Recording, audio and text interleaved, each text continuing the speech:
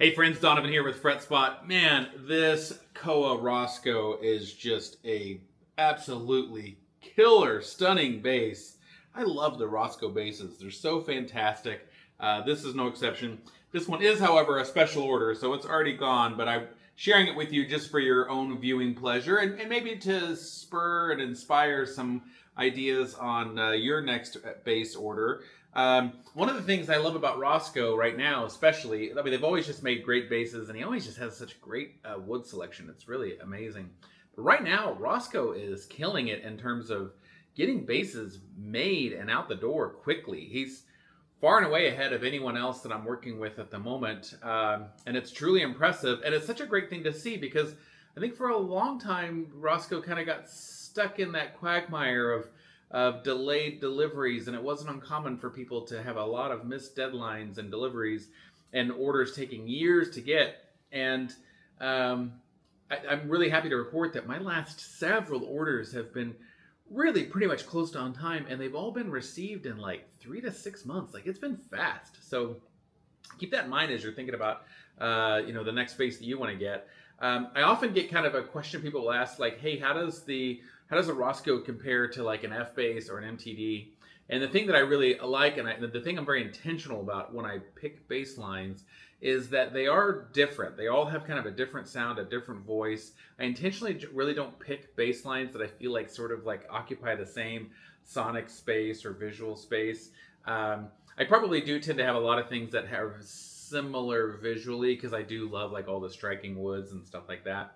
But sonically are the things that I'm really that I really pay attention to, because I think ultimately when we are looking to, for an instrument, we're trying to match a certain type of sound, right? And so I think that can often be easier if we start to think like, all right, well, this brand has this type of sound, this brand has that type of sound.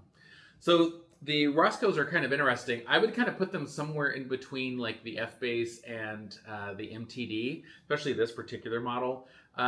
This one probably because of the Koa top maybe adds a little bit to the warmth, but it doesn't quite have as much of that Bartolini kind of mid-range kind of quacky sound that the MTDs are famous for. It doesn't have the overall smoothness that the F basses are famous for, and it's kind of like in the Goldilocks zone of like right in between those two.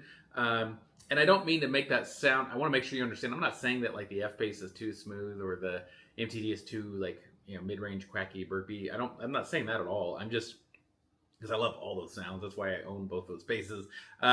But it's just sonically, it'll just kind of sit somewhere in the middle. Does that make any sense? Okay. So, and of course, sometimes with Roscoe, depending on the model and what we've done with the pickups and if they're slanted or not, that can also change it and give us a little more of that bite. So there is some adjustment we can make there too. But this particular one's an SKB-3005 Custom. It's a 35-inch scale, 5-string bass. It does have the Bartolini pickups in it, and it has an Aguilar OBP-3 three-way EQ. Controls for that are pretty simple. You got volume here, pickup blend, mid control, and then bass and treble. And then we got a push-pull here for the mid EQ, which is really cool.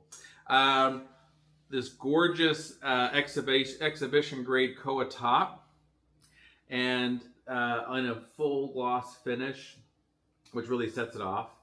And then the fingerboard is this striped ebony, and I'll make sure I throw a picture in so you get a close-up and can see it. But this fingerboard is gorgeous. It looks so beautiful, and it feels really great underneath your fingers. It's really fantastic. We have a matching Koa headstock. We have a 3-piece neck with purple heart in the middle, and maple purple heart, and then graphite reinforced.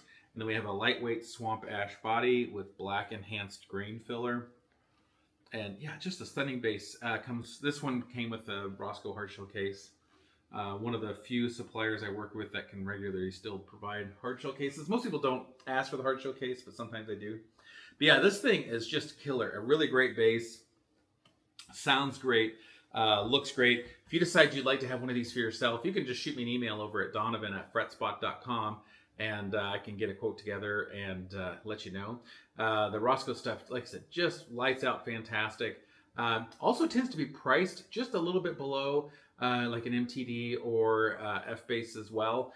Again, I would encourage you to own each one of each of those, because I do, and I know that sounds like, well, of course you sell basses, of course you'd ask that. But friends, I own at least one of each of them, and I'm not even that great of a bass player. I'm wholly average at best, and but I just appreciate the different sounds that they offer, and those different sounds inspire me to play and think in different ways.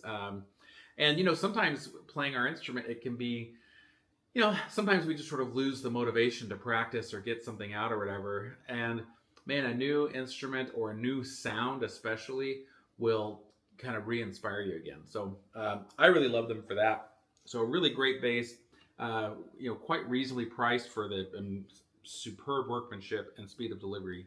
Can't beat it. So yeah, go to FretSpot.com, see what I've got. I think right now at the moment I do have a Roscoe bass in stock.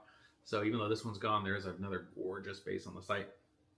Take trades. I can help you with all that kind of stuff. So yeah, check it out. As always, friends, thanks for watching. Take care. Bye-bye.